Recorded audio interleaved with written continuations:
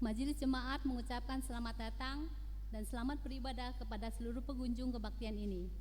Kami juga menyambut dengan sukacita kepada Bapak Ibu, saudara-saudari yang baru pertama kali mengikuti ibadah di GKI Pamanukan. Jika Bapak Ibu, saudara-saudari membutuhkan informasi dan pelayanan, silakan menghubungi Penatua Jimmy Situmorang.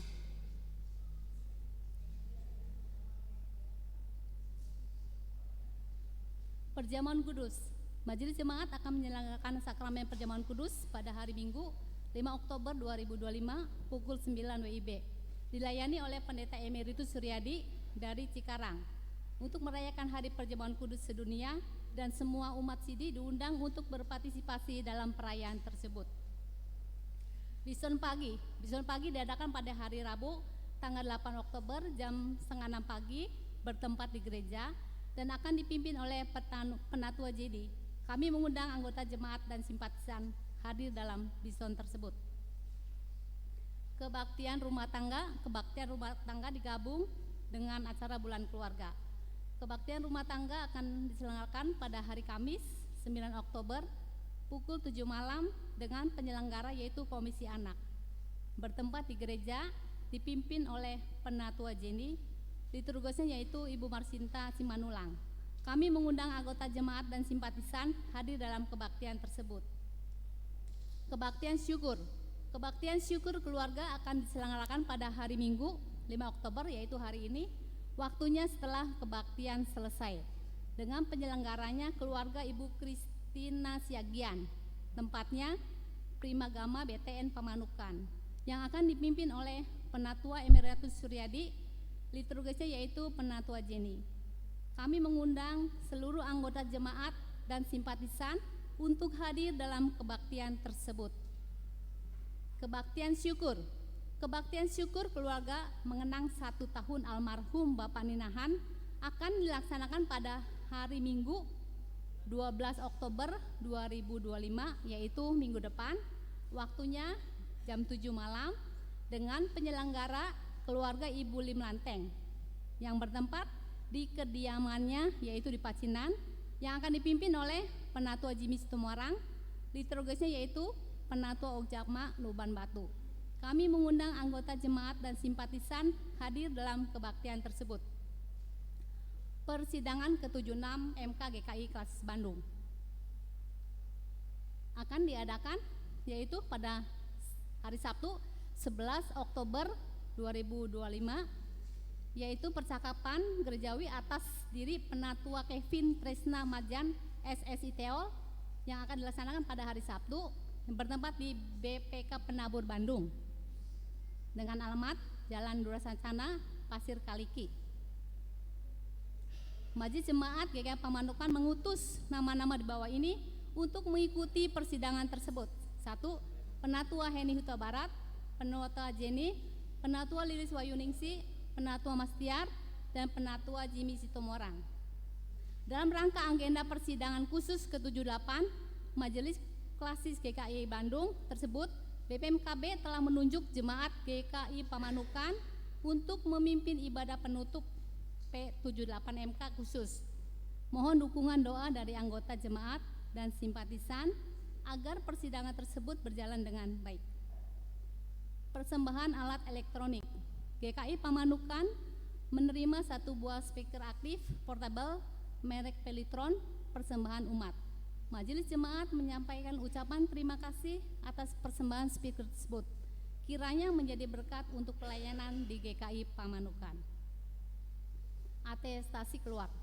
Majelis Jemaat menerima permohonan dan mengeluarkan surat atestasi keluar untuk nama anggota jemaat GKI Pamanukan atas diri Saudara Yosafat Prasanda Hanornya, nomor induk 2318XX. Tujuannya yaitu Gereja GKI Villa Melati Mas. Susunan panitia nominasi. Sehubungan dengan diadakan pemilihan penatua periode 2026-2029 dalam persidangan Majelis Jemaat pada hari Minggu 28 Oktober 2025 telah dibentuk panitia nominasi dengan susunan sebagai berikut. Penasehat Pendeta Yosafat Simatupang, Ketua Penatua Marol Sianturi, Sekretaris Penatua Jimmy Situmorang, anggotanya Penatua Mastiar Sinaga, Penata Lilis Wayuningsih, Penatua Kristianto, Penatua Ojak Malumban Batu, dan Penatua Blessing. Anggaran dan persembahan bulan keluarga 2025 untuk tahun ini yaitu sebesar 2.500.000, sedangkan persembahan yang sudah masuk yaitu Rp200.000. Masih ada kekurangan Rp2.300.000. Majelis Jemaat telah menyediakan amplop persembahan bulan keluarga di depan pintu masuk gereja. Kami mengharapkan partisipasi Bapak Ibu Saudara sekalian dalam memenuhi kebutuhan dana tersebut. Persembahan umat yang sudah masuk dari tanggal 27 September sampai dengan 2 Oktober yaitu Rp4.644.500. Sekian warta jemaat hari ini. Hari ini adalah pembukaan bulan keluarga. Kami persilakan Ketua Panitia Bulan Keluarga yaitu Bapak Perlindungan untuk memberi sambutannya sekaligus pemotongan pita. Kami persilakan.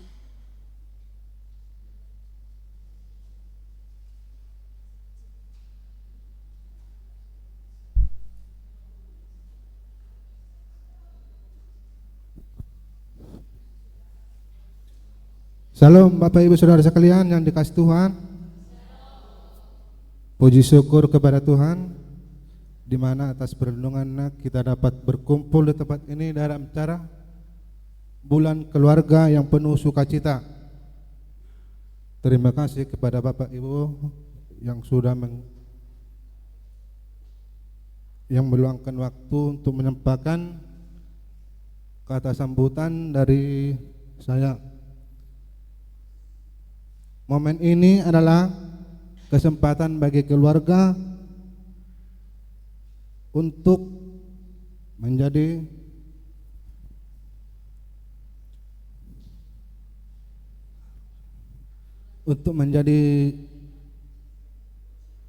keluarga, untuk berkumpul dalam menumbuhkan iman, memperkuat tali persaudaraan,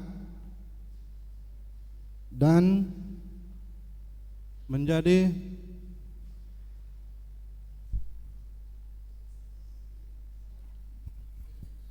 berkat bagi sesama. Untuk itu, marilah kita sama-sama menyambut kedatangan Tuhan Yesus Kristus dan membiarkannya membimbing setiap langkah kita. Sekianlah yang bisa saya sampaikan. Semoga kita diberi kesehatan dan panjang umur. Terima kasih.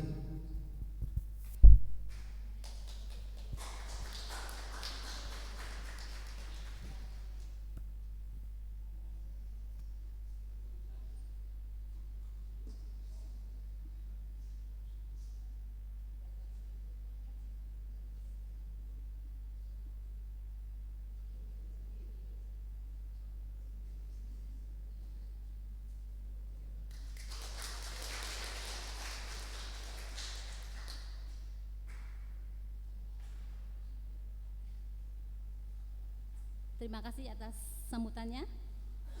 Hari ini resmi dibuka pembukaan bulan keluarga. Kami semua mohon partisipasi dari Bapak Ibu untuk mengikuti acara bulan keluarga yang telah disusun di GKI Pamanukan. Bersama dengan seluruh anggota Persekutuan Gereja-Gereja Indonesia, kita merayakan Hari Pekabaran Injil Indonesia dan Hari Perjamuan Kudus Sedunia. Untuk itu kita akan memakai tata ibadah dari Gereja Kristen Protestan Simalungun atau GKPS. Tentu akan berbeda dengan tata ibadah kita biasanya. Maka harap kita memperhatikan detail ibadah yang akan dilakukan. Kami undang Bapak Ibu berdiri, kita menyanyikan pujian.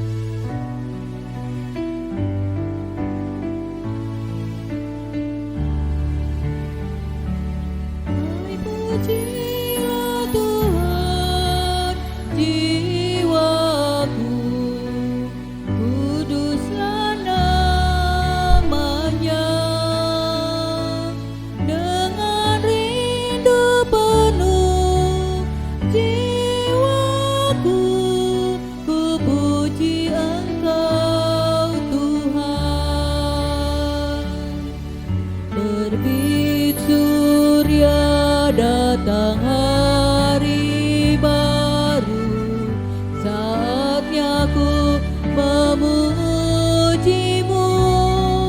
Apapun juga yang telah dan akan terjadi,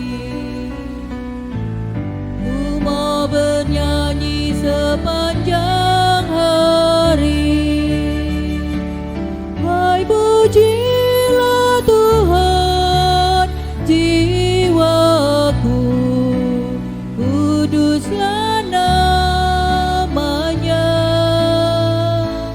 Dengan rindu penuh jiwaku, ku puji Engkau Tuhan. Kau panjang sabar berlimpah kasih, Engkau agung dan pemurah, selalu ada beribu-ribu alasan untuk memuji kebaikan-Mu. Hai pujilah Tuhan jiwaku, kuduslah namanya. Dengan rindu penuh jiwaku, ku puji Engkau Tuhan. Ketika tubuh semakin lemah dan ajalku hampir tiba, jiwaku tetap tak henti memuliakan-Mu. Ribuan tahun sampai selamanya.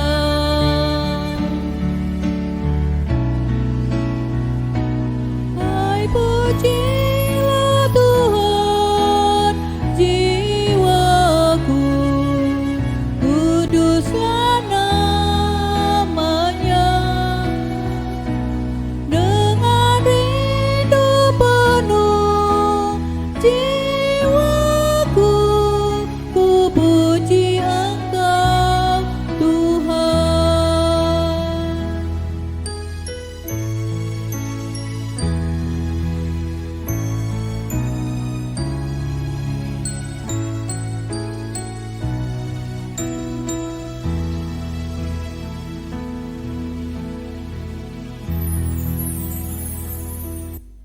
Di dalam nama Allah Bapa dan Tuhan Yesus Kristus serta Roh Kudus, pencipta langit dan bumi.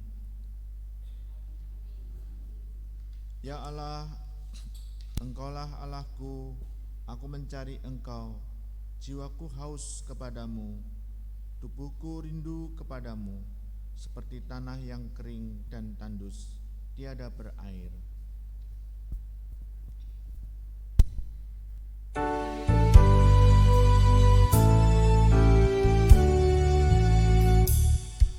Haleluya, haleluya, haleluya.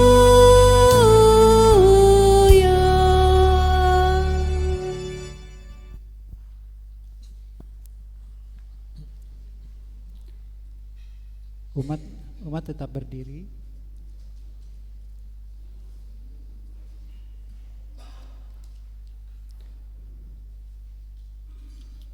Mari berdoa. Ya Tuhan Allah Maha Kuasa, yang melihat dan mengetahui hati, sanubari, dan keinginan setiap insan. Sungguh tiada tersembunyi di hadapan-Mu. Ya Tuhan, kuduskanlah hati dan pikiran kami oleh Roh-Mu saat kami datang ke hadirat-Mu, bersujud dan menyembah Engkau di tempat ini, agar kami dapat memuji dan mengasihi Tuhan dengan benar sesuai dengan kehendak-Mu. serta senantiasa memuliakan nama-Mu yang kudus melalui Yesus Kristus Tuhan kami. Umat dipersilahkan duduk. Amin.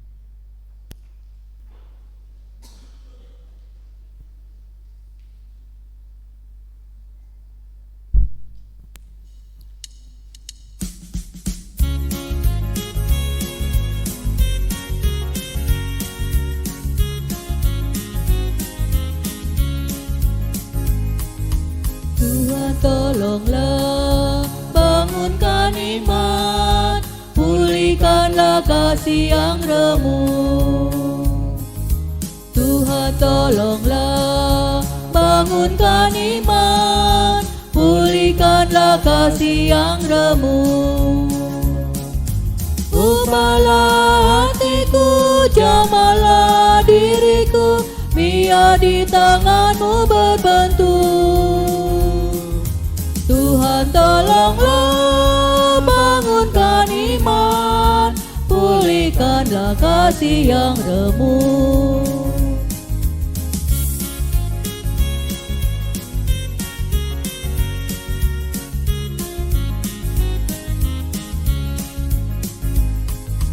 Hati bersujud, jiwa menyembah, hidupku masyurkan kasih-Mu. Hati bersujud, jiwa menyembah, hidupku masyurkan kasih-Mu. Terimalah baktiku, layakkan diriku untuk kemuliaan nama-Mu. Hati bersujud, jiwa menyembah, hidupku masyurkan kasih-Mu.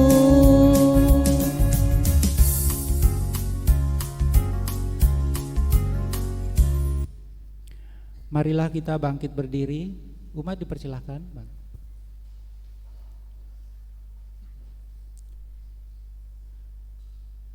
Jika kita berkata bahwa kita tidak berdosa, kita menipu diri kita sendiri dan kebenaran tidak ada di dalam kita. Jika kita mengaku dosa kita, Ia setia dan adil, sehingga Ia akan mengampuni segala dosa kita dan menyucikan kita dari segala kejahatan. Mazmur 1 Yohanes 1 ayat 8 sampai 9. Marilah kita datang bersujud di hadapan Tuhan, mengaku dan memohon ampunan dosa. Kita berdoa secara pribadi sejenak.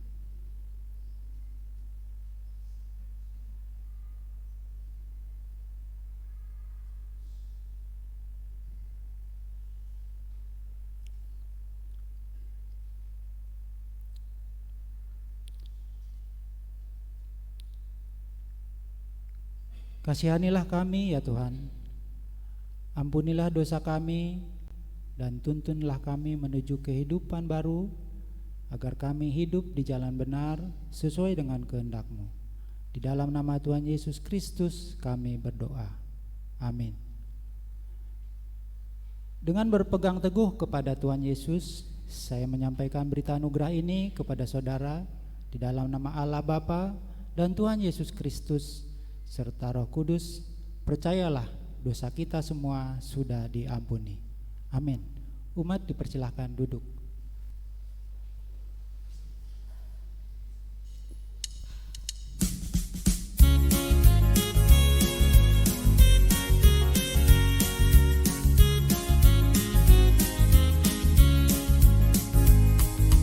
Harta dan karya, tata dan nama, ku sembahkan bagi nama-Mu. Harta dan karya, tata dan nama, ku sembahkan bagi nama-Mu. Terimalah ya Tuhan baktiku bagi-Mu, dan berkati akta imanku. Harta dan karya, tata dan nama, ku sembahkan bagi nama-Mu.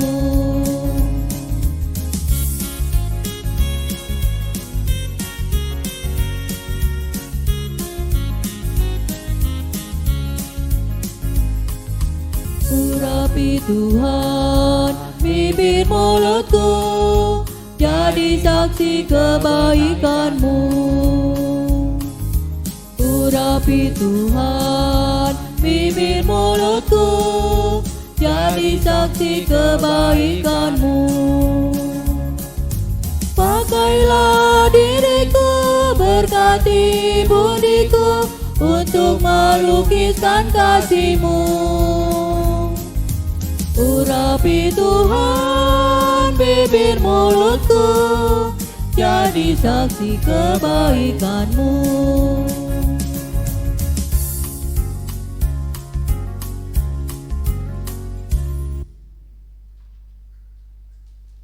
Jemaat kami undang berdiri.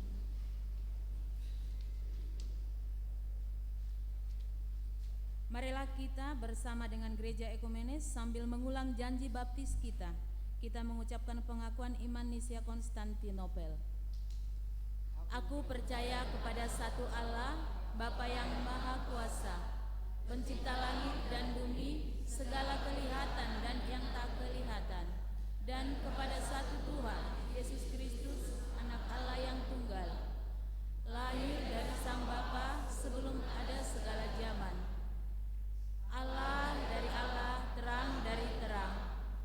Allah yang sejati dari Allah yang sejati, diperanakan bukan dibuat, sehakikat dengan Sang Bapa, yang dengan perantaraannya segala sesuatu dibuat, yang telah turun dari surga untuk kita manusia dan untuk keselamatan kita, dan menjadi daging oleh Roh Kudus dari anak darah Maria dan menjadi manusia, yang disalibkan bagi kita di bawah pemerintahan Pontius Pilatus, menderita dan dikuburkan, yang bangkit pada hari ketiga sesuai dengan isi kitab-kitab dan naik ke surga, yang duduk di sebelah kanan Sang Bapa dan yang datang kembali dengan kemuliaan untuk menghakimi orang yang hidup dan yang mati, yang kerajaannya takkan berakhir. Aku percaya kepada Roh Kudus yang jadi Tuhan dan yang menghidupkan, yang keluar dari Sang Bapa dan Sang Anak, yang bersama-sama dengan Sang Bapa dan Sang Anak disembah dan dimuliakan, yang telah berfirman dengan perantaraan para nabi. Aku percaya satu gereja yang kudus dan am dan rasuli. Aku mengaku satu baptisan untuk pengampunan dosa. Aku menantikan kebangkitan orang mati dan kehidupan di zaman yang akan datang. Amin. Kami persilakan duduk kembali.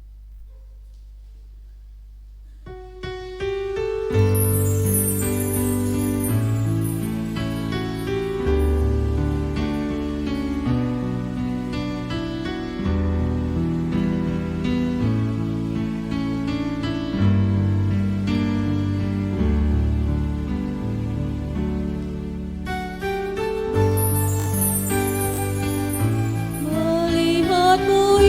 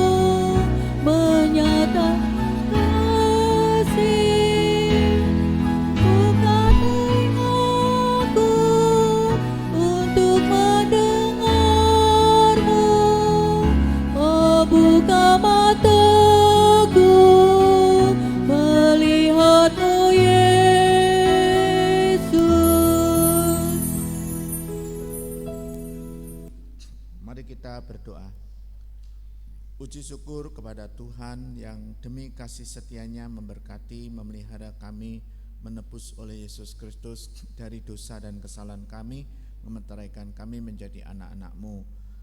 Sebentar lagi firman-Mu akan membekali kami, mengingatkan akan tugas panggilan kami, agar kami dapat menjadi garam dan terang di tengah dunia. Kami dapat berperan untuk ikut serta menumbuhkan iman dalam keluarga kami masing-masing maupun sesama orang beriman. Kiranya Roh Kudus berkenan memimpin dan memberkati pelayanan firman pagi ini dan umat-Mu. Dalam nama Tuhan Yesus kami berdoa. Amin. Shalom umat Tuhan. Firman Tuhan pada saat ini terambil dari satu bacaan saja, tidak 3 bacaan, yaitu dari Lukas, kitab Injil Lukas pasal 17 ayat 5 sampai dengan ayat 10. Kitab Injil Lukas pasal 17 ayat 5 sampai dengan ayat 10. Kata rasul-rasul itu kepada Tuhan, tambahkanlah iman kami. Jawab Tuhan, sekiranya kamu mempunyai iman sekecil biji sesawi saja, kamu dapat berkata kepada pohon ara ini, terserabutlah engkau dan tertanamlah di dalam laut, dan ia akan taat kepadamu. Siapa di antara kamu yang mempunyai seorang hamba yang membajak tanah atau mengembalakan ternak, akan berkata kepada hamba itu setelah ia pulang dari ladang, mari segera makan? Bukankah sebaliknya ia akan berkata kepada hamba itu, sediakanlah makananku, ikatlah pinggangmu dan layanilah aku sampai aku selesai makan dan minum, sesudah itu engkau boleh makan dan minum.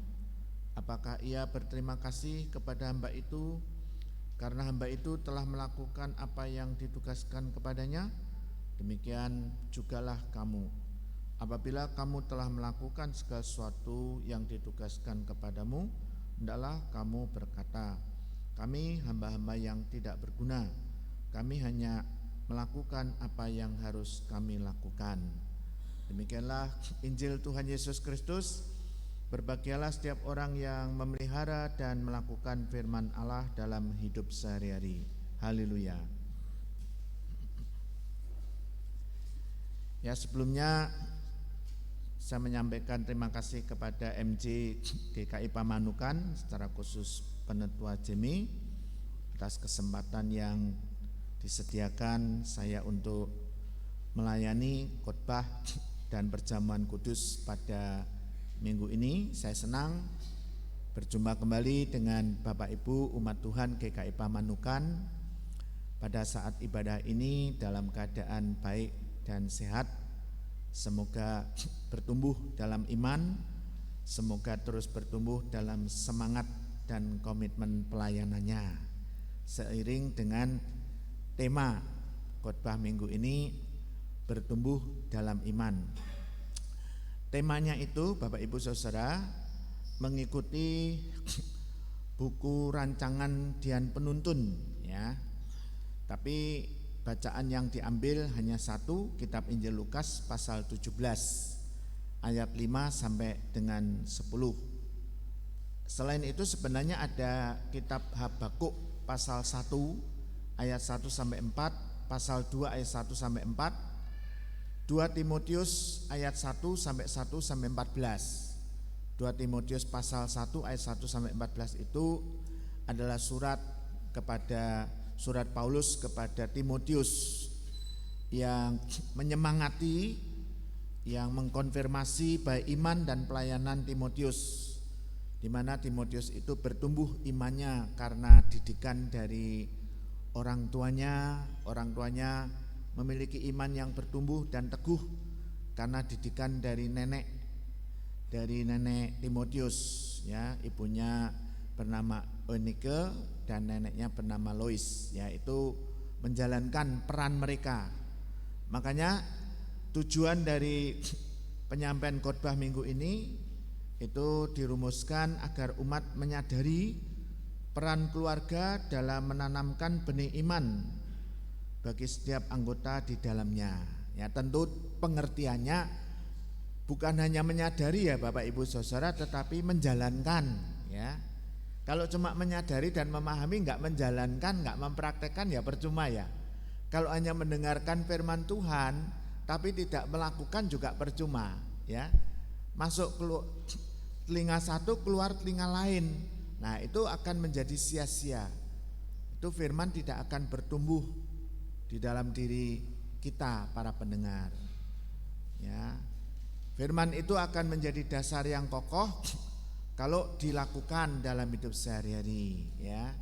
Iman kita akan kuat kalau dibangun di atas dasar firman Tuhan yang kita terapkan dalam hidup sehari-hari. Nah, terkait dengan tema ini adalah kita memahami misalnya sebagai orang tua ya, mendidik dan mengasuh anak-anak kita dalam terang iman kepada Tuhan Yesus, dalam terang firman Allah yang disampaikan dalam dan oleh Yesus Kristus. Yaitu tujuan yang kedua, umat Tuhan memiliki iman yang relevan dengan tantangan pergumulan di panggilan hidupnya sehingga menunjukkan kualitas hidup sebagai orang beriman. Ya. Kata kunci yang kedua yang ingin ditekankan dalam khotbah ini, iman yang relevan. Yang pertama, iman yang bertumbuh. Bagaimana tanda bahwa seorang itu imannya bertumbuh? Bagaimana tanda orang yang imannya itu tidak bertumbuh? Ya, itu yang antara lain sedang akan disampaikan. Tapi selain bertumbuh juga iman yang relevan, ya. Iman yang relevan itu iman yang bagaimana sih? Ya, itu ya. Itu memang perlu untuk didalami, ya, dikaji, disampaikan dengan semoga disampaikan dengan bahasa yang sederhana, ya. Nah, tak kalah menariknya, selain tema, selain rumusan tujuan, ya, itu dasar pemikiran dalam buku Dian Penuntun, ya, dasar pemikiran itu biasanya isinya sorotan masalah. Jadi yang menjadi latar belakang tema itu diangkat, masalahnya itu apa? Masalah yang tidak disoroti itu apa? Masalah yang tidak dibahas dalam khotbah itu apa? Yaitu dasar pemikiran. Ya, saya bacakan sebagian kalimatnya begini, ya. Dewasa ini terdapat fenomena di mana cukup banyak orang meninggalkan iman mereka atau memilih untuk tidak percaya pada Tuhan dan bersikap skeptis. Salah satu faktornya, penyebabnya karena mereka merasa iman tidak lagi relevan dengan tantangan hidup, dengan situasi hidup yang konkret pada masa kini. Masalah lainnya itu bahwa umat beragama, orang beriman itu sedang mengalami krisis pemimpin agama yang memberi teladan yang baik, ya. Ada banyak tokoh agama, ya, umum ini, ya, umum, tidak menyoroti agama tertentu, ya. Tokoh agama hafal dengan ayat kitab suci, fasih berbicara soal moralitas, soal ajaran agamanya, tapi perilaku moralnya buruk, ya, melakukan korupsi, pelecehan seksual, kekerasan terhadap anggota rumah tangga dan sebagainya. Nah, inilah yang oleh Yesus Kristus dalam kitab Injil Matius 23 itu yang dinamakan perilaku munafik dari tokoh orang agama. Nah, kemunafikan itu, ya, itu mempunyai pengaruh buruk, pengaruh yang besar dan negatif bagi orang-orang beragama, orang-orang Kristen pada umumnya. Terlebih bagi orang Kristen yang masih balita, yang masih lemah imannya, yang belum dewasa, yang pinginnya makanannya susu melulu, belum bisa menerima ajaran-ajaran keras. Ya, melihat kemunafikan orang-orang yang menjadi tokoh itu bisa kecewa. Tidak hanya kecewa, menjadi apa ya? Merasa jijik, jenuh, berpandangan kemunafikan, ya. sehingga mereka punya pandangan yang dipraktekkan, ya daripada orang hafal ayat kitab suci, melotok fasih berbicara soal ajaran agama tapi kelakuannya jelek, ya menipu sana menipu sini, mendingan tidak beragama tapi kelakuannya baik. Nah ini pandangan ini yang antara lain ya dianut oleh beberapa suku bangsa di dunia, bangsa-bangsa yang tidak peduli dengan agama, tapi perilakunya bagus, tidak ada pencurian, tidak ada perampokan, tidak ada pelecehan, misalnya ya. Yang kita tahu itu di Jepang, Singapura, di Cina itu, apalagi Cina itu mayoritasnya komunis ya. Tidak terlalu memperdulikan agama, tapi perilakunya itu jujur, baik. Nah ini ya. Nah inilah saudara beberapa sorotan masalah yang hendak direnungkan. Ya, hendak ditelisik satu persatu ya. Nah, namun demikian dari pemaparan dasar pemikiran atau sorotan masalah itu ya, yang mencermati tren sebagian orang beragama itu meninggalkan imannya, enggak lagi percaya pada Tuhan, skeptis ya. Itu kalau dalam komunitas umat Kristen itu kurang sesuai dengan data statistik kependudukan yang bisa kita searching di Google. Ya, kalau katakanlah gini, kalau kita temukan di Google itu ya, bagaimana pertumbuhan persentasi penduduk umat Kristen sejak tahun 2000 sampai 2025 atau sejak tahun 1980 sampai sekarang ini ya, itu trennya naik. Kalau sebelum tahun 2000 ya sampai 2000 itu di bawah 7% dari jumlah penduduk Indonesia. Persentasenya gitu. Bapak Ibu boleh sambil dengerin, boleh ngecek di Google-nya masing-masing. Enggak apa-apa ya. Kalau ingin sambil dengerin dan sambil benar enggak yang dikatakan Pak Pendeta ini, ya itu boleh lihat di situ ya di Google. Bagaimana pertumbuhan persentasi umat Kristen di Indonesia dari tahun 2000 sampai 2025.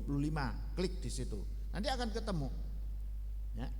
Tapi sekarang ini menurut data ya, salah satu data itu mengungkapkan minimal itu 10 sampai 11% pertumbuhannya. Kalau dulunya itu di bawah 7%, sekarang ini antara 10 sampai 11%. Naiknya cukup pesat.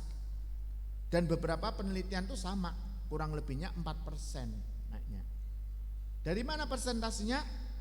Sekarang ini ada data yang menyebutkan sedikitnya 30 juta umat yang Kristen Protestan. Ya, berapa tadi? Ya, ada yang menyebutkan 40 juta, anggaplah kita ambil yang terkecil 30 juta. Penduduk Indonesia rata-rata secara statistik itu sekitar 285. Nah, kalau 30 misalnya 300 juta aja sudah 10%. Kalkulasinya ketemunya angkanya mendekati 11%. Berarti ada kenaikan. Ya. Jadi yang namanya fenomena, kalau orang ini khususnya orang Kristen loh ya, umat Kristen ya. Fenomena umat Kristen yang meninggalkan Tuhan Yesus itu ya itu layak dikaji ulang, ya. Ya pasti ada ya, tapi dengan pertambahannya itu nampaknya lebih banyak pertumbuhannya ya. Coba saya tanya sama penentuannya ya, sini GKI Pamanukan yang ibadah itu dari tahun ke tahun itu bertumbuh, stabil maksudnya, stabil atau berkurang jauh? Apa? Enggak jauh berkurang. Karena apa, Bu?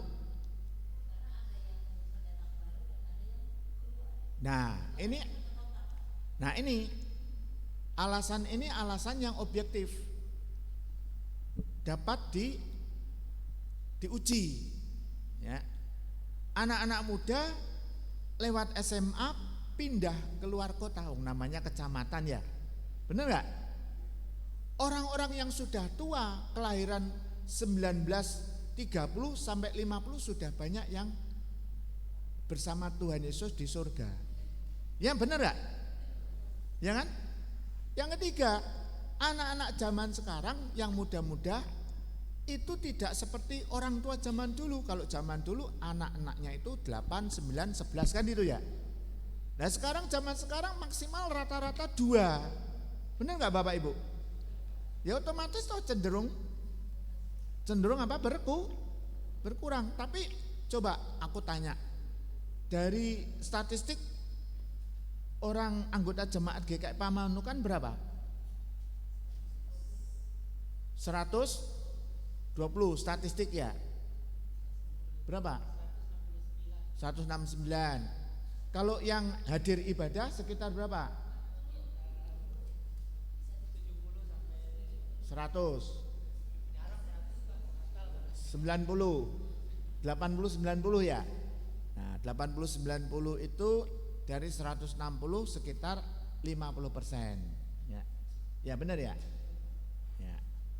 Nah saya mau tanya, kira-kira yang berkurangnya karena murtad meninggalkan Tuhan Yesus itu berapa? Ada kira-kira 20? Hah? Enggak, maksudnya bukan yang pindah agama, Bu. Hah? Bisa dihitung jari, Bu, Bapak? Bisa kan? Dibanding dengan anak-anak muda yang keluar kota lebih banyak mana? Oh, ya kan? Lebih banyak dibanding dengan orang tua yang sudah lebih dulu mendahului kita, lebih banyak mana? Jumlah anggota yang murtad meninggalkan Tuhan Yesus, ya. Terus dengan jumlah yang sudah almarhum. Oh, ya kan lebih banyak almarhum. Nah, makanya itu saudara, ya. Jadi saya meragukan pandangan tadi itu. Trennya itu justru yang tadi itu, anak-anak muda yang di daerah itu meninggalkan kotanya untuk studi di luar kota. Nanti pas Natalan balik, ya. Gitu. Trennya itu yang sebagian itu kalau di kalangan GKI secara khusus, ya. Anak-anak muda itu mungkin kurang merasa cocok dengan tata ibadah GKI. Ya. Sehingga mereka sebagian itu migrasi ibadahnya itu di gereja aliran karismatik. Itu trennya. Coba bener gak omongan saya ini? Hah? Gak semua loh ya, artinya sebagian. Betul gak? Betul gak? Jangankan anak muda, yang dewasa, yang tua aja. Saya kenal beberapa pelayan-pelayan aktif dulu, perintis GKI, aktivis GKI itu pindah ke aliran Betel karismatik itu juga tidak sedikit gitu ya. Nah, gitu. Trennya itu begitu Bapak Ibu. Nah. Yang kedua, menurut hemat saya, ya, sebenarnya iman itu, kalau iman itu eksis, kalau iman itu tetap hidup, iman itu tetap kuat, iman itu bertumbuh, dibangun secara benar, ya. Iman itu enggak ada yang tidak relevan. Iman itu selalu relevan dalam segala situasi. Kenapa? Hakikat iman itu mempercayai Tuhan Maha Kuasa. Kalau kita memiliki masalah, pergumulan, kita berdoa minta diberkati dan minta ditolong. Benar gak itu iman? Benar gak? Kalau doa kita sudah dijawab Tuhan, sudah diberkati, kita iman itu adalah mengucap syukur kepada Tuhan. Benar gak? Ya. Iman itu begitu relevan. Ya. Cuma dalam penyampaian kepada umat, iman yang sedang bertumbuh itu, iman itu melahirkan ajaran. Nah, ajaran-ajaran iman inilah yang relevan pada zaman dulu tapi belum tentu relevan pada zaman sekarang gitu ya. Ajarannya bukan imannya. Iman kepada Tuhan intinya relevan ya. Kepada Allah sebagai Bapa, dalam diri Yesus Kristus sebagai Tuhan, relevan tuh. Karena kita berdosa, butuh penebusan, relevan, ya kan? Yang biasanya kurang relevan itu sebagian ajaran iman. Contoh ya, pada zaman Abraham yang dijadikan tanda perjanjian Allah kepada Abraham dan keturunannya itu apa? Yang dijadikan tanda. Apa tandanya? Tanda perjanjian Allah yang diimani, tanda orang beriman pada janji Allah kepada Abraham adalah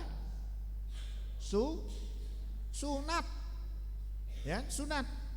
Tapi pada zaman Tuhan Yesus dan sesudahnya ya, tanda perjanjian Allah dan tanda iman itu bukan sunat, sakramen, baptisan kudus dan perjamuan kudus ya.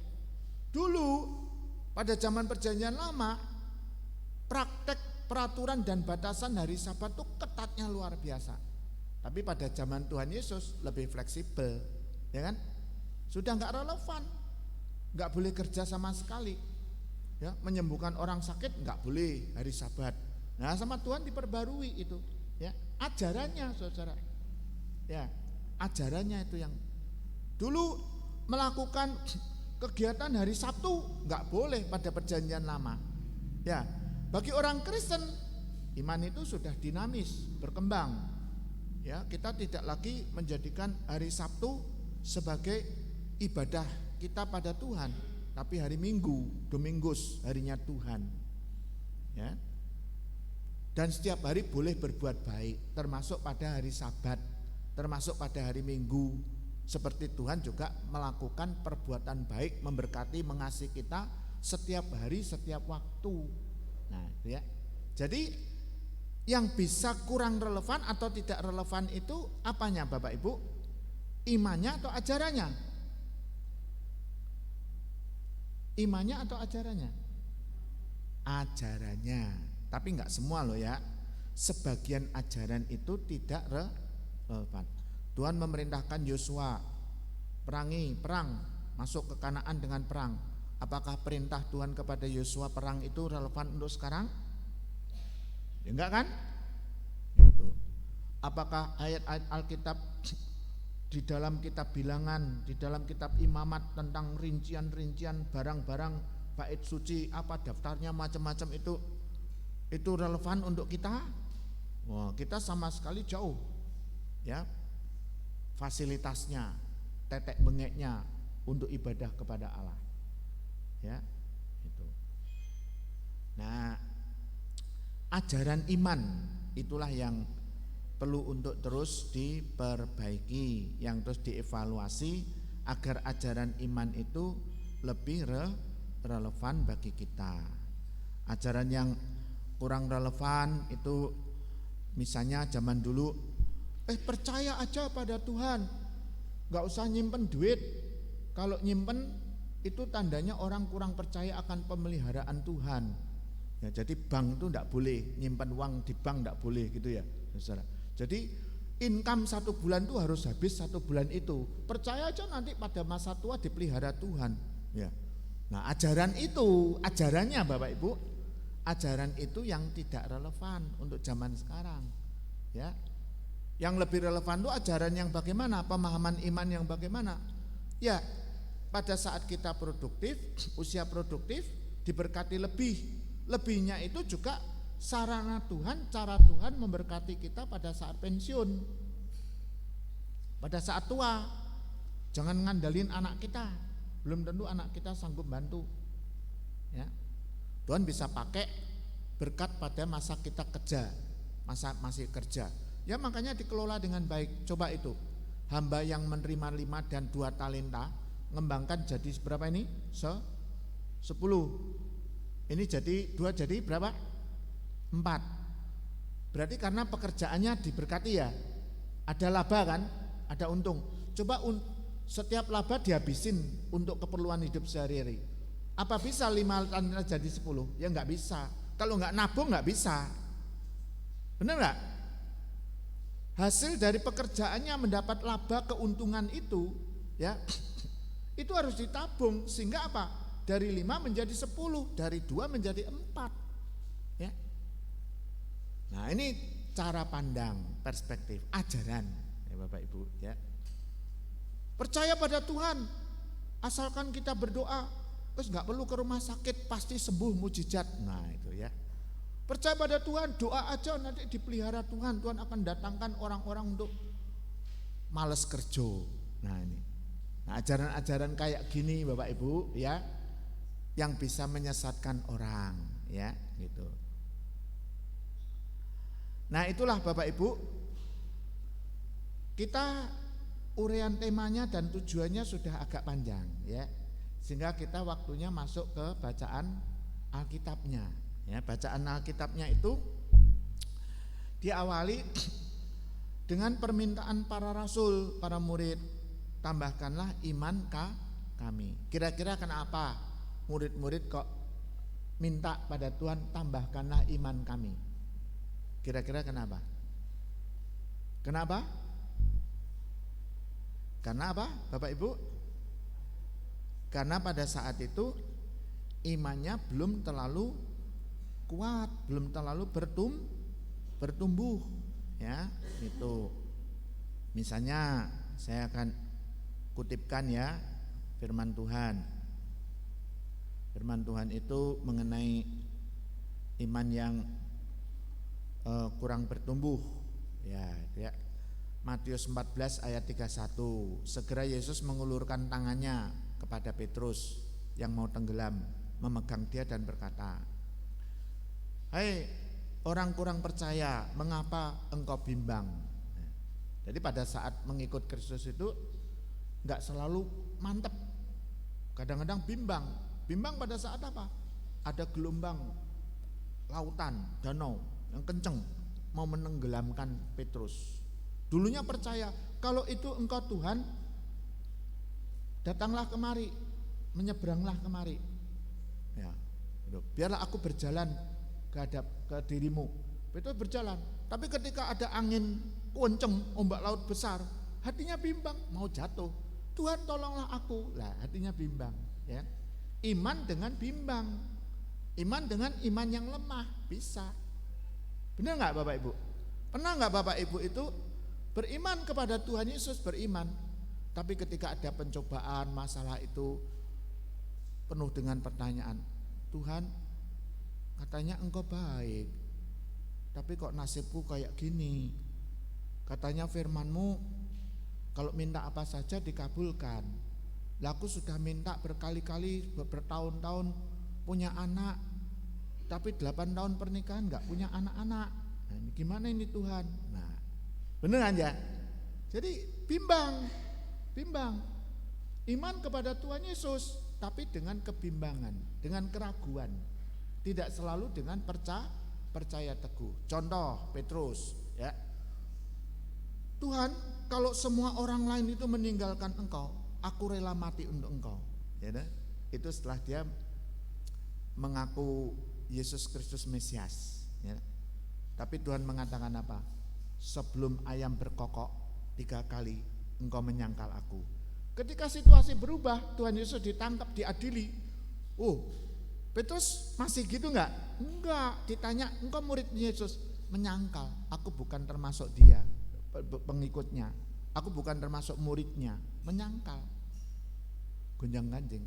Dalam perkembangan zaman berikutnya setelah Petrus dipulihkan oleh Tuhan Yesus, setelah Tuhan Yesus bangkit, Petrus martir. Hidupnya, matinya untuk melayani Tuhan, kuat dan teguh, rela menderita. Itu artinya apa? Iman itu bisa tumbuh, bisa lemah, bisa kuat, bisa hati bimbang ketika situasi tidak baik, menghadapi tantangan, masalah, ya pergumulan yang berat.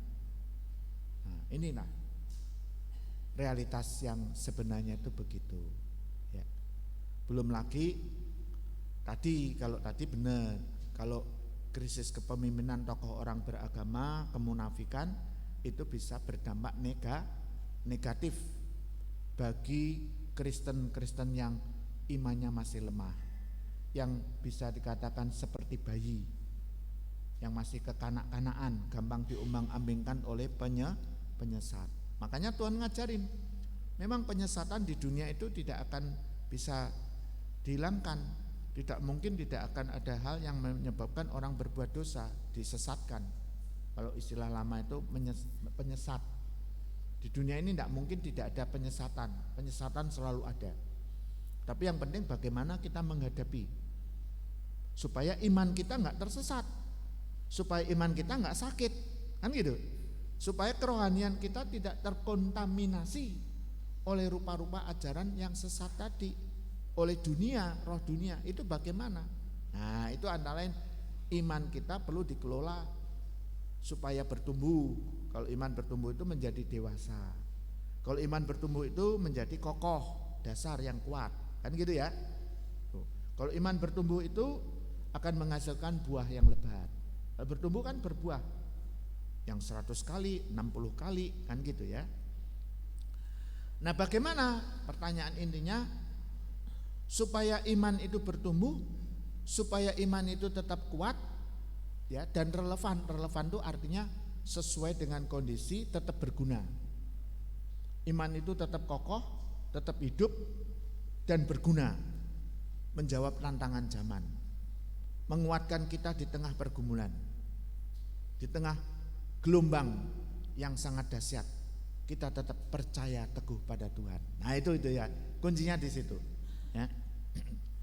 Yang pertama, Bapak Ibu, untuk menumbuhkan iman dan mempunyai iman yang kuat dan teguh itu, iman itu harus dibangun di atas dasar firman Tuhan. Ya. Karena apa? Karena iman itu hasil dari firman yang bertumbuh dalam diri kita. Jadi iman timbul dari pendengaran, dan pendengaran oleh firman Kristus. Ya. Kalau Tuhan Yesus mengajarkan perumpamaan orang menabur benih, benih itu maksudnya benih firman ya, yang dihasilkan kalau firman itu tumbuh dalam diri kita, yang dihasilkan pertama itu iman. Kita percaya pada Tuhan. Ya. Iman itu menghasilkan buah lagi, keselamatan, pengharapan, kasih. Karena iman itu yang hidup dilakukan dalam ketaatan, mentaati firman Tuhan. Karena perintah Tuhan itu kasih, maka perintah Tuhan itu kita mengasihi. Jadi iman apa tadi? Tinggal 3 hal ini, iman, pengharapan dan kasih. 1 Korintus berapa? 13 ayat 13. Jadi tinggal ketiga hal ini, iman, pengharapan dan kasih. Iman adalah dasar dari apa yang kita harapkan, ya kan? Karena beriman pada Tuhan, kita berharap diampuni dosa kita, dilindungi Tuhan, dipelihara, pekerjaan kita diberkati. Kalau kita dalam kelemahan, Tuhan ngangkat dan menguatkan kita, kan gitu saudara, ya kan? Harapan. Kalau kita mati nanti masuk surga, harapan, benar nggak? Ya, iman hasilnya adalah pengharapan. Iman menghasilkan kasih, membuahkan kasih. Nah gitu saudara. Ya. Iman karena kasih membuahkan pelayanan. Kita hidup menjadi berkat. Nah gitu. Itu Bapak Ibu. Ya. Jadi Tuhan mengajarkan kepada kita supaya kita itu imannya kuat, harus dibangun di atas batu karang yang teguh. Firman Tuhan yang kita lakukan. Matius pasal 7 ya. Matius pasal 7, orang yang mendengarkan perkataan Kristus dan melakukannya ya, jadi setiap orang yang mendengarkan perkataanku ini dan melakukannya, ia bagaikan orang bijaksana yang mendirikan rumahnya di atas batu. Lalu turunlah hujan dan banjir, angin bertiup melanda rumah itu. Cobaan hidup ya, banjir, hujan, macam-macam itu cobaan hidup. Tapi rumah itu tidak roboh sebab didirikan di atas batu. Jadi kalau ingin kuat, iman jangan dibangun berdasarkan perilaku orang lain. Jangan didasarkan pada perilaku dan keteladanan buruk dari tokoh-tokoh agama. Lemah kalau iman kita. Yang harus jadi dasar dan sumber iman kita itu firman Tuhan. Kita lakukan. Ya. Jangan jadikan orang perilaku manusia yang tidak bisa diandalkan. Kecewa pasti. Kecewa. Ya. Firman Tuhan aja kita lakukan. Terhadap kemunafikan orang Farisi, jangan ikuti perbuatannya, tapi perhatikan isi firman-Nya. Pengajarannya itu benar, dasarnya firman Tuhan. Itu aja fokusnya. Ya. Yang kedua, iman itu tetap kuat dan kokoh kalau disirami, dirawat dengan doa. Ada ungkapan doa adalah nafas kehidupan. Lah kalau tidak pernah bernafas, ya hidup tidak pernah bernafas apa akhirnya? Mati, paru-paru jadi kering dan mati ya. Iman itu juga gitu. Kalau kita tidak pernah doa, kering iman kita, mati. Doa itu relasi kita dengan Tuhan. Menjadi subur, menjadi kuat kalau kita membangun relasi dengan Tuhan melalui doa. Ya. Sering-sering berdoa, tekunlah berdoa. Ya. Apapun pergumulan kita, doa. Dengan berdoa kita mempercayakan kekhawatiran kita, pergumulan kita, masalah kita, kelemahan kita, apa yang kita harapkan kepada Tuhan. Dengan beriman, berserah kepada Allah, apa yang kalian berserah kepada Yesus. Nah, damai, tenang jiwa kita. Tidak ada lagi rasa khawatir. Ya. Dirawat dan dihidupi dengan doa. Menjalin relasi yang akrab dengan Tuhan. Yang ketiga, dilengkapi dengan hikmat. Sumber hikmat itu firman Tuhan. Paulus berdoa, inilah doaku, semoga kasih-Mu makin berlimpah dalam pengetahuan yang benar dan dalam segala pengertian, sehingga kamu dapat memilih apa yang baik, supaya kamu suci dan tak bercacat menjelang hari Kristus.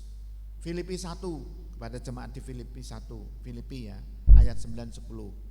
Kolose juga gitu, Kolose 1 ayat 9. Sebab itu sejak waktu kami mendengarnya, kami tiada hentinya berdoa untuk kamu. Kami meminta supaya kamu menerima segala hikmat dan pengertian yang benar untuk mengetahui kehendak Tuhan dengan sempurna.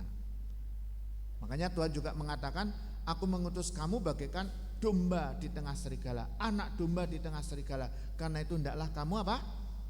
Cerdik seperti ular, tulus seperti merpati. Tulus itu iman dan kasih. Cerdik itu soal hikmat.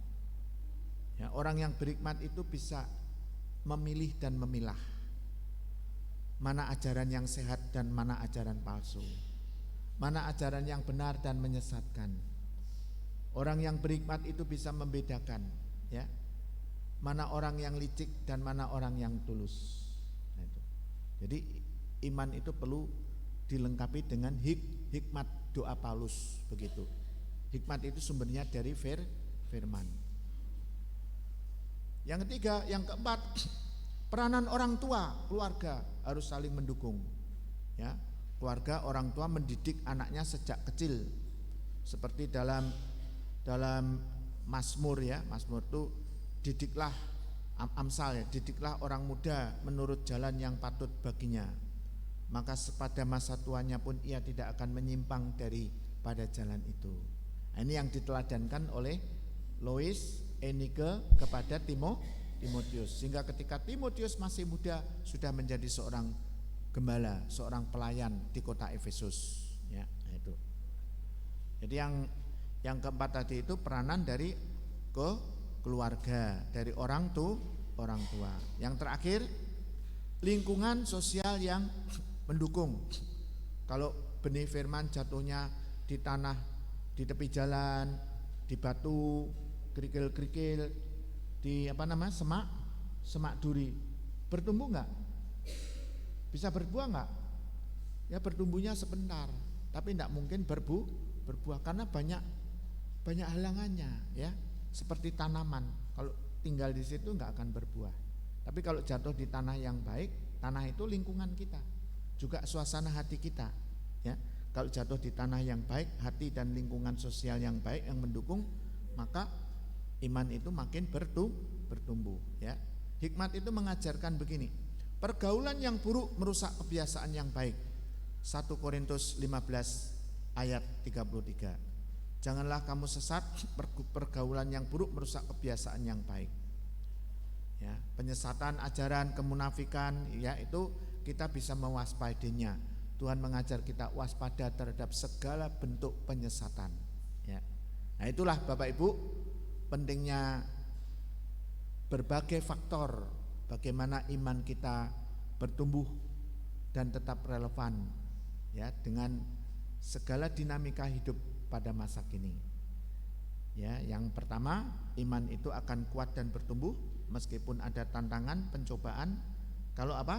Dibangun di atas dasar firman Tuhan yang kita lakukan. Yang kedua, dirawat dengan doa dan relasi yang akrab dengan Tuhan. Ya.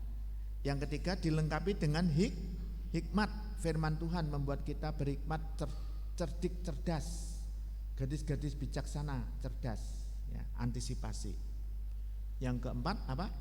Peranan keluarga, orang tua kepada anak-anak kita dengan keteladanan yang baik. Yang kelima terakhir, lingkungan sosial gereja yang mendukung, yang sehat.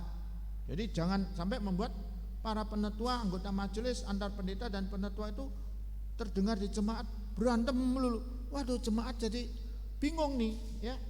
Waduh, pelayan-pelayan Tuhan kok isinya berantem melulu ya. Enggak mau berdamai, enggak mau rendah hati, enggak mau melakukan penyangkalan diri. Akhirnya jemaat yang biasa-biasa itu menjadi malas. Suasananya enggak enak ini, panas terus. Nah, itu ya. Itu perlu diperhatikan. Jadi lingkungan gereja yang sehat, yang mendukung, yang bertumbuh. Amin Bapak Ibu. Ya, Tuhan memberkati. Terima kasih.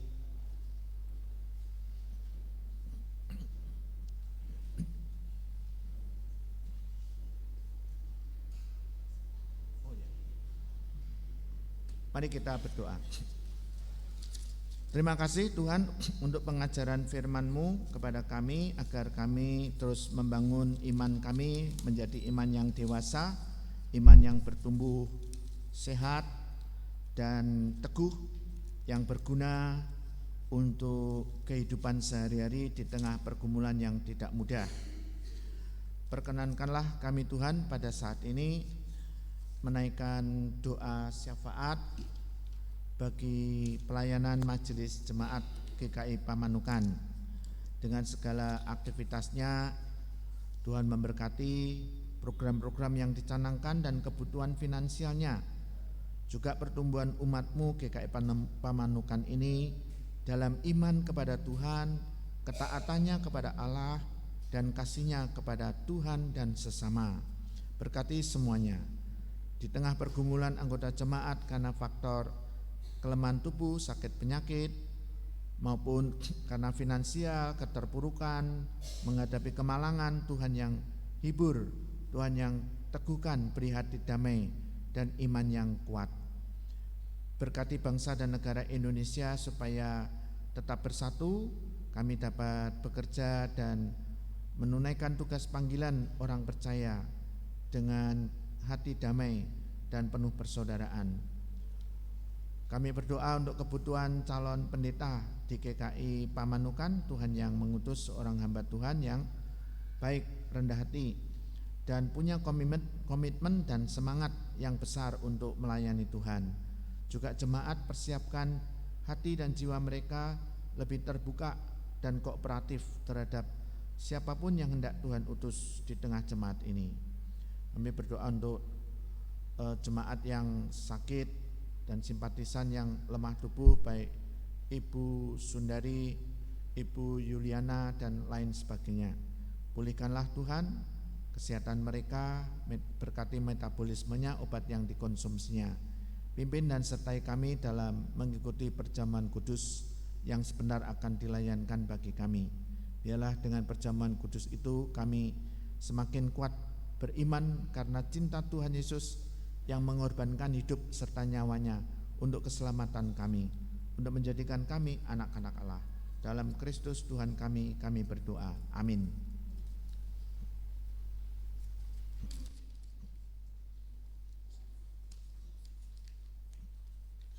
Marilah menyatakan syukur dengan memberi persembahan sesuai firman Allah, Mazmur 50 ayat 23. Siapa yang mempersembahkan korban syukur, ia memuliakan aku. Orang yang benar jalannya, akan kuperlihatkan kepadanya keselamatan dari Allah. Sambil kantong persembahan diedarkan, kita akan menyanyikan pujian, Di Sini Aku Bawa.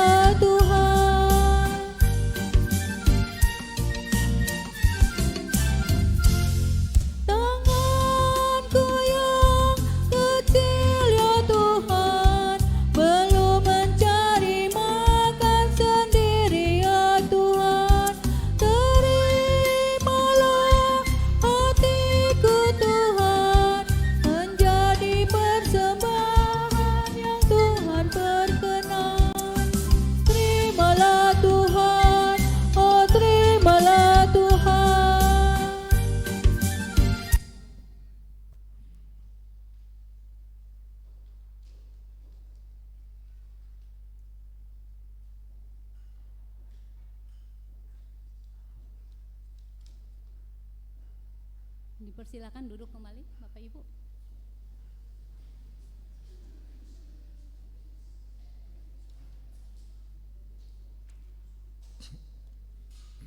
Pelayanan perjamuan kudus.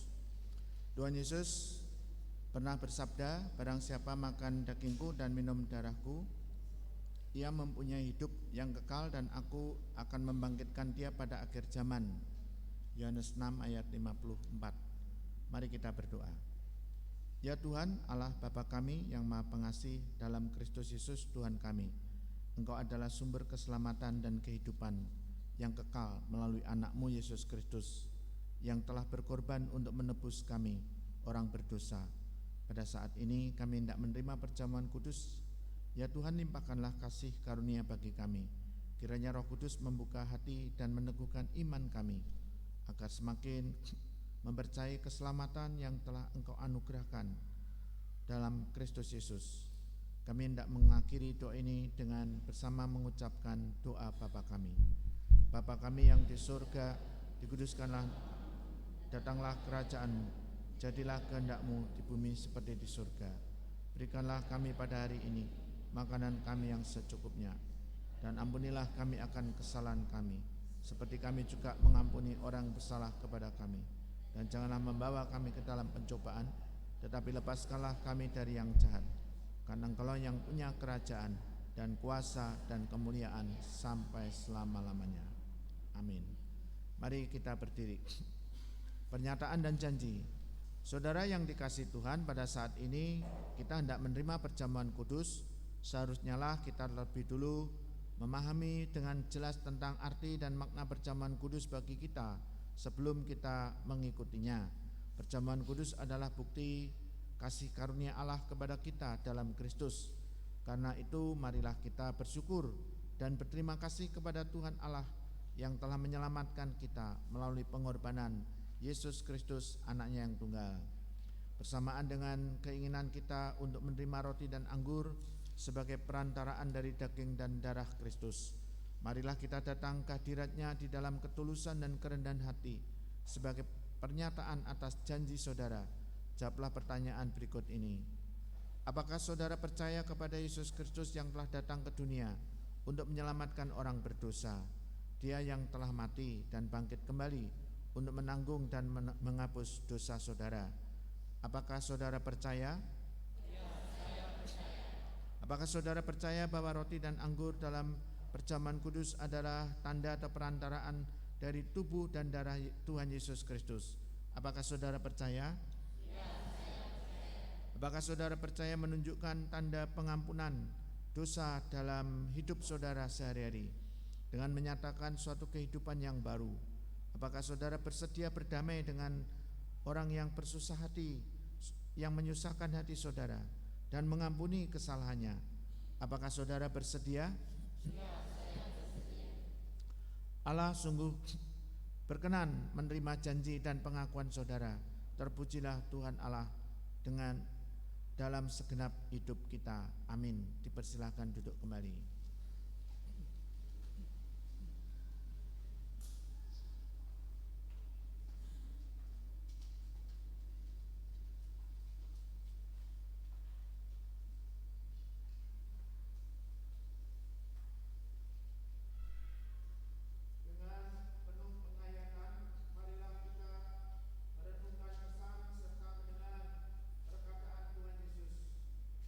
Ketika ia mempersiapkan perjamuan kudus,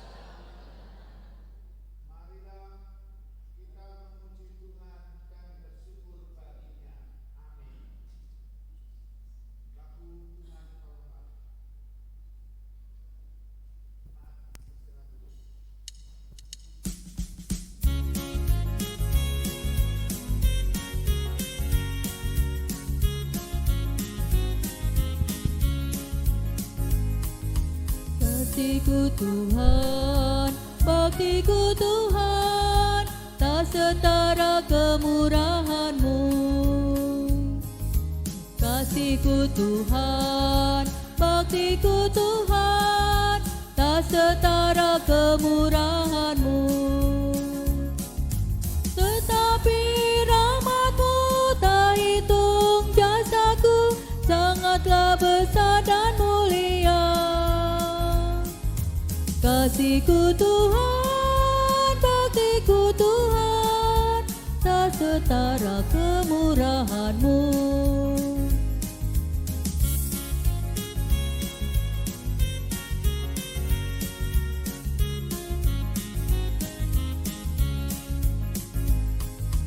Ku ingin hidup, ku rindu kerja, makin giat dan makin tekun.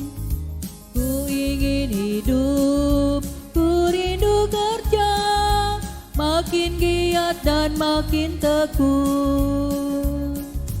Kuatkan batinku, kuatkan tekadku, menjadi bentara kasih-Mu. Ku ingin hidup, ku rindu kerja, makin giat dan makin tekun. Mari kita berdoa.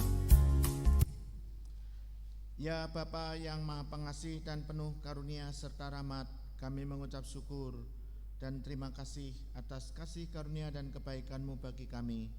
Engkau telah mengorbankan diri-Mu demi menyelamatkan kami dari dosa dan maut, sehingga kami hidup dalam kasih-Mu. Baharuilah kami dalam menjalani kehidupan ini, agar kami semakin dikuatkan dan dimampukan untuk melakukan kehendak-Mu. Teguhkanlah iman kami, teguhkanlah pengharapan kami kepada Tuhan, agar kami senantiasa memuliakan Tuhan dalam kehidupan ini. Ya Bapa, terima kasih atas keselamatan dan berkat-berkat-Mu yang Engkau limpahkan bagi kami. Dalam nama Tuhan Yesus Kristus, kami, Juru Selamat kami berdoa. Amin.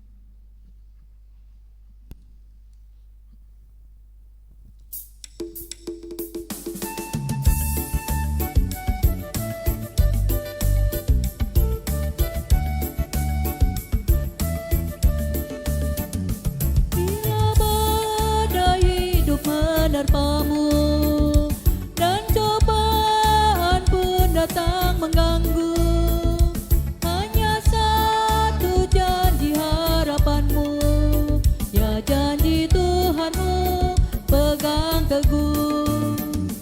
Biar gunung-gunung pun beranjak, serta bukit-bukit pun bergoncang, kasih dan setia dari Tuhan kan melindungimu tetap teguh. Pegang selalu janji Tuhan, jangan lepaskan walau siang atau malam. Hanyalah takut atau bimbang, Tuhanlah pemilik hidupmu. Biar gunung-gunung pun beranjak, serta bukit-bukit pun bergoncang, kasih dan setia dari Tuhan kan melindungimu tetap teduh, kan melindungimu tetap teduh.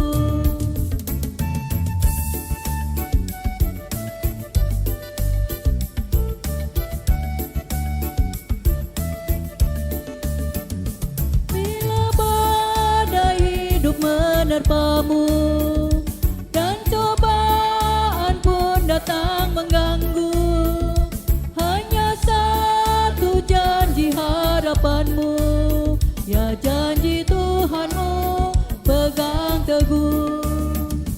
Biar gunung-gunung pun beranjak, serta bukit-bukit pun bergoncang, kasih dan setia dari Tuhan kan melindungimu tetap